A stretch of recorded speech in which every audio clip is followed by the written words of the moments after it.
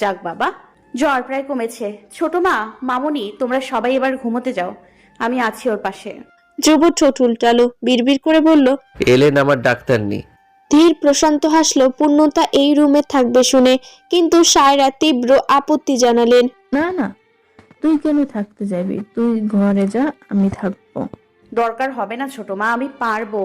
আমি জানি পারবি, কিন্তু আমি চাইছি না তুই এখানে থাক। এখন তুই কি আমার চাওয়ার মূল্য দিবি না? সেলিনাও তাল মেলালেন। সায়রা তো ঠিকই বলেছে পূর্ণতা, তুই কেন থাকতে যাবি? ধীর আসে না, ও থাকবে। স্বামী হয়েছে যখন দায়িত্ব নিতে শিখুক।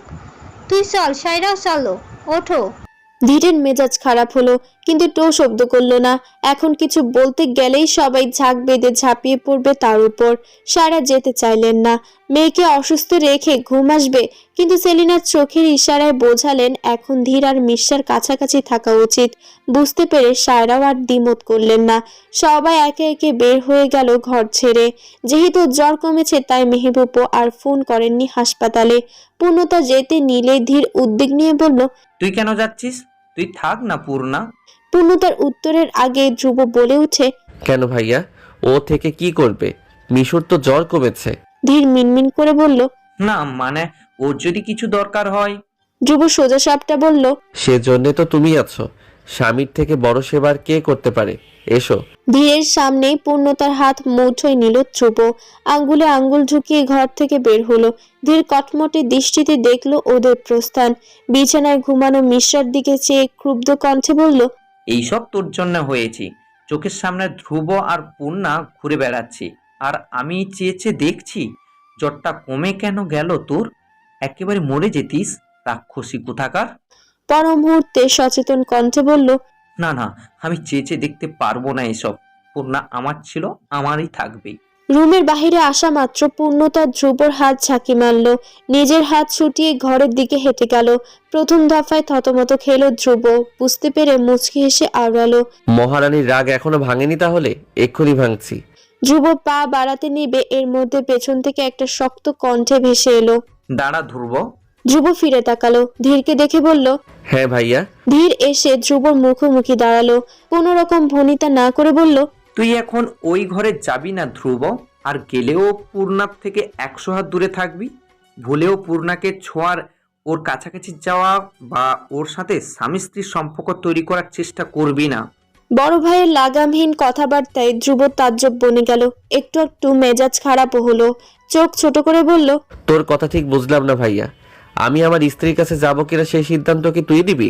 ধীরের চওড়া কণ্ঠ। প্রসঙ্গ যদি পূর্ণাকে নিয়ে ওঠে তবে অবশ্যই আমি দেব। ধ্রুব ধীরের আচরণের আগা মাথা বুঝছে না, তবু ধীর স্থির কণ্ঠে বলল, প্রসঙ্গ পূর্ণতার হোক বা অন্য মেয়ের, সত্যি এটাই যে তুই এখন বিবাহিত। ঘরের ভেতর তোর স্ত্রী জ্বরে অচেতন হয়ে পড়ে আছে, আর তুই এখানে আমার স্ত্রী নিয়ে আমাকে নিষেধাজ্ঞা জারি করতে এসেছিস। শুনতে কেমন অদ্ভুত লাগছে না? ধীরের কাট জবাব। না, লাগছে না, কারণ আমি পূর্ণাকে ভালোবাসি। ওর সঙ্গে আমার বিয়ে হওয়ার কথা ছিল। মিশ্রা মাঝখানে ঢুকে ক্যাচাল পাকিয়েছে। বাবা জোর করে ওর সাথে আমার বিয়ে দিয়েছেন বলেই ও আমার স্ত্রী হয়ে গেল না। পূর্ণাই আমার স্ত্রী হবে। ও শুধু আমার পূর্ণা। তুই ওর দিকে হাত বাড়াবি না, খবরদার। ধ্রুব চোয়াল কঠিন হলো। পর মুহূর্তে ভাবলো, ভাইয়া তো মায়াপরীকে ভালোবাসে। হুট করে এরকম একটা ঘটনায় হয়তো ওর মাথা ঠিক নেই। তাই শান্তভাবে বলল, তোর মাথা খারাপ হয়ে গেছে ভাইয়া। আদৌ বুঝতে পারছিস তুই কি বলছিস? পূর্ণতা এখন আমার বউ, তুই নিজে অন্য কারো স্বামী। সেটা তুই মানিস বা না মানিস, সত্যি তো আর বদলাবে না। পূর্ণতা আর তোর নেই, আর তোর হয়তো লজ্জা করছে না এসব বলতে, কিন্তু বিশ্বাস কর ভাইয়া, মাঝরাতে দাঁড়িয়ে দাঁড়িয়ে নিজের বড় ভাইয়ের সঙ্গে নিজের বউকে নিয়ে আলোচনা করতে আমার সত্যি রুচিতে বাজছে। ধীর রুষ্ট হয়ে বলল, তার মানে তুই আমার কথা শুনবি না ধ্রুব? পূর্ণাকে তুই ছবি। ধ্রুবর মেজাজ পুরোপুরি তেতে যাচ্ছে।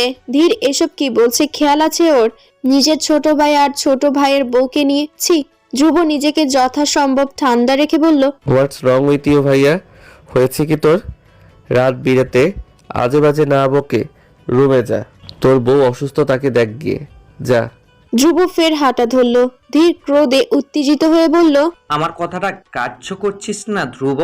এত বড় সাহস তোর? একবার তোকে পূর্ণার থেকে সরিয়েছি, আলাদা করেছি, প্রয়োজন পড়লে কিন্তু আবার। ধ্রুব থমকে দাঁড়ালো, হুশ আসতে কথা থামিয়ে ফেললো ধীর। ধ্রুব পেছন ঘুরে ভ্রু গুটিয়ে বলল। কি বললি তুই? ধীর জবাব দিল না। ধ্রুব এবার মোটা গলায় শুধালো। কি হলো বল?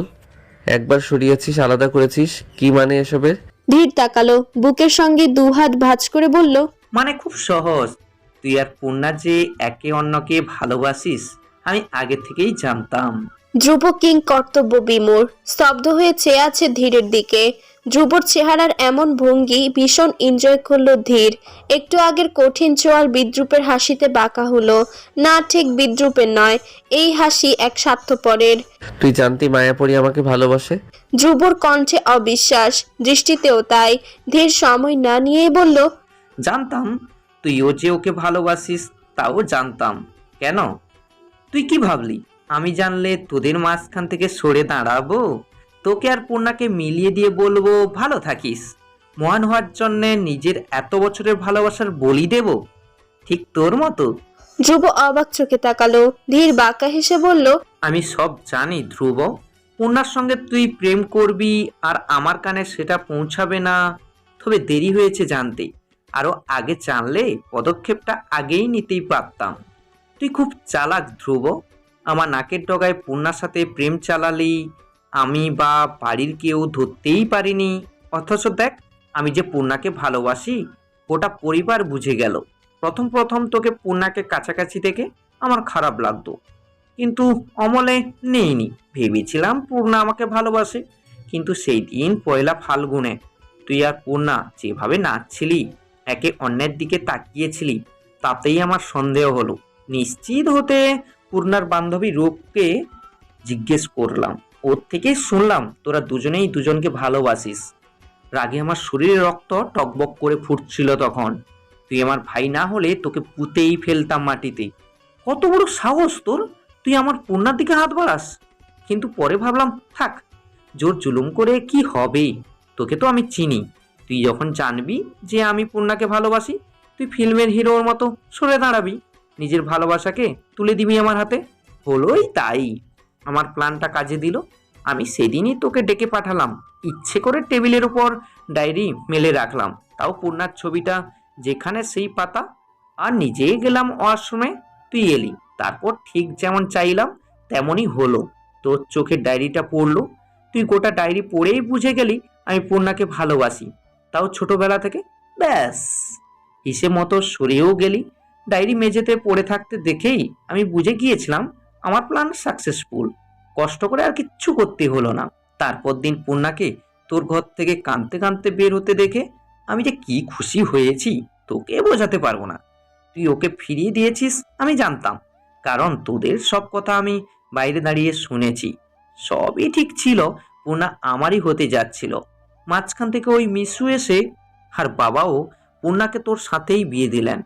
মানে কাটা ঘায়ে লবণ ছেটালে আর কি। তোদের পাশাপাশি দেখে আমার মাথা তপতপ করছিল, পারলে চোখ দিয়েই ঝলসে দিতাম তোকে। তুই যদি এখন বলিস আমি স্বার্থপর, হ্যাঁ আমি স্বার্থপর। পূর্ণাকে আমি ডেসপারেটলি চাই, ওর জন্য কোনো কম্প্রোমাইজ আমি করতে পারবো না। আসলে আমি কিন্তু তোদের মাঝখানে আসিনি, এসেছিস তুই, তাই এবারেও তুই সরে যাবি। মিশ্রাকে তো আজ বাদে কাল আমি ডিভোর্স দিয়েই ছাড়বো, তারপর পূর্ণাকে বিয়ে করব। তুই এখানে বাধা হবি না ধ্রুব, তাহলে কিন্তু আমার থেকে খারাপ কেউ হবে না। দাঁত পিষে পিষে বলে থামলো ধীর। ধ্রুবর উদ্দেশ্যে ছুড়ে দিল ঠান্ডা হুমকি। ধ্রুবর বিস্ময়ের রেশ তখনও কাটেনি। সে এখনো বিশ্বাস করতে পারছে না যে ভাইয়ের জন্য নিজের ভালোবাসাকে ত্যাগ করতে দুবার ভাবলো না সেই ভাই। ধ্রুব দীর্ঘশ্বাস ফেললো, মৃদু হেসে বলল। অনেক তো বললি ভাইয়া, এবার আমি বলি। ধীর চোখ চিকন করলো। ধ্রুব স্পষ্ট কণ্ঠে বলল। একটা কথা আছে জানিস, কারো জন্য ত্যাগ স্বীকার করা কঠিন কিছু নয়, কিন্তু তাকে খুঁজে বের করা কঠিন যে আসলেই এই ত্যাগের যোগ্য। আমি বলতে বাধ্য হচ্ছি, তোর মতো নোংরা মস্তিষ্কের লোক আদৌ কারো ভালোবাসা পাওয়ার যোগ্যতা রাখে না, পূর্ণতার তো নয়ই। ধীর ধমকে উঠল। ধ্রুব। ধ্রুব পাল্টা স্বর উঁচু করলো। চিৎকার করিস না, আজ আমি বুঝতে পারছি আমি কত বড় ভুল করতে যাচ্ছিলাম। তোর মতো লোকের জন্য দিনের পর দিন নিজে কষ্ট পেয়েছি, ওই মেয়েটাকে কষ্ট দিয়েছি, কাঁদিয়েছি, যার এখানে কোনো দোষই নেই। ছি, নিজের প্রতি লজ্জা লাগছে এখন। রাগ হচ্ছে। বোকা তুই নস, বোকা আমি, বড্ড বেশি বোকা। না হলে কি আর তোর মতো ভাইয়ের জন্য নিজের ভালোবাসাকে স্যাক্রিফাইস করতে যাচ্ছিলাম? যে ভাই স্বার্থ ব্যতীত কিছুই বুঝলো না। আরে তুই যদি আমাকে নিজে থেকে বলতিস যে তুই পূর্ণতাকে চাস, আমি ওর জীবন থেকে খুশি খুশি চলে যেতাম। কিন্তু তার জন্যে আড়ালে বসে এত ছক কষার দরকার পড়তো না ভাইয়া। আমি যেমন তোর ভাই, তুইও তো আমার ভাই, তাই না? তুই যদি আমার জন্য নিজের ভালোবাসাকে ছাড়তে না পারিস, তবে আমি কেন? যেখানে মায়া পড়ি আমার নিজের স্ত্রী, নিজের স্ত্রীকে স্যাক্রিফাইস করবে এতটা কাপুরুষ ধ্রুব নয়। ধীর রেগে কিছু বলতে গেলে ধ্রুব থামিয়ে দিল, বুকের সাথে দুহাত ভাঁজ করে বলল, অনেক প্ল্যান করেছিস ভাইয়া, অনেক প্ল্যান। আর যাই হোক, মিথ্যাচার করে বিয়ে করতে পারলেও আদৌ পূর্ণতার ভালোবাসা তুই পেতিস না, কারণ ও আমাকে ভালোবাসে। আমি ভুলছিলাম যে তোর মতো একটা লোকের হাতে ওকে তুলে দিতে চেয়েছি। মেয়েটার জীবনটা নষ্ট হতে যাচ্ছিল প্রায়। ভাগ্যিস সময় মতো বিয়েটা ভাঙলো। এখন তো আমার সন্দেহ হচ্ছে যে স্টোরুমের ঘটনায় আসলেই তুই নির্দোষ কিনা। হতে পারে মিশুই ঠিক বলেছে, তোর মতো পুরুষকে বিশ্বাস করাও ভুল। ধীর ফের চেঁচিয়ে উঠল। ধ্রুব, লাগাম দে মুখে। লাগাম এবার তুই টানতে শেখ। ধ্রুব এক পা এগিয়ে এসে ধীরের চোখে চোখ রেখে নির্ভীক কণ্ঠে বলল, পূর্ণত আমার মায়াপরী, আমার স্ত্রী। একবার ওকে ছেড়ে দিতে চেয়েছি, কিন্তু সেই ভুল দ্বিতীয়বার করব না আমি। আল্লাহর কালাম পড়ে যখন বিয়ের বন্ধনে বাধা পড়েইছি, তখন ওর হাত আমি সারা জীবন আঁকড়ে থাকব। তোর মতো হাজার ধীর আসলেও সেই হাত ছোটাতে পারবে না। ধীর কিরমির করে বলল, খুব বড় ভুল করছিস ধ্রুব। ভুল তুই করেছিস। ঘরে বউ রেখে অন্যের বউ নিয়ে টানাটানি করাটা রীতিমতো পাপ, অন্যায়। এনিওয়ে, অনেক রাত হয়েছে, আসছি। নিজের স্ত্রী নিয়ে তোর মতো লোকের সাথে তর্ক করার রুচি, আগ্রহ, ইচ্ছে কোনোটাই আমার নেই। ধীরের রক্তবর্ণ দৃষ্টি। ধ্রুব তোয়াক্কা করল না, ঘরে ঢুকে ধীরের মুখের উপর ধরাম করে দরজা আটকালো। রাগে ক্ষোভে হাত মুঠো হয়ে এলো ধীরের। হিসিস করে পাশের দেয়ালে গায়ের সবটুকু শক্তি দিয়ে ঘুষি বসালো। ধ্রুবর ঘরের বন্ধ দরজার দিকে চেয়ে আওড়ালো, কাজটা তুই ঠিক করলি না ধ্রুব, ঠিক করলি না। দরজা লাগিয়ে ফিরতেই ধ্রুবর চোখ গেল খালি বিছানায়। পূর্ণতা নেই। ধ্রুব ভ্রু কুঁচকে কাউচের দিকে তাকালো। পূর্ণতা গুটিসুটি মেরে ঘুমিয়ে সেখানে। সারাদিনের ধকলে মেয়েটার চোখের পাতা খুলে রাখতেই পারেনি। ধ্রুব দুই ভ্রু উঁচিয়ে বলল, বাব্বা, আমার সাথে বিছানায় ঘুমাবে না বলে এত কিছু, কিন্তু এসব যে চলবে না মায়াপরি। ধ্রুব লম্বা পায়ে এগিয়ে গিয়ে ঘুমন্ত পূর্ণতাকে কোলে তুলল।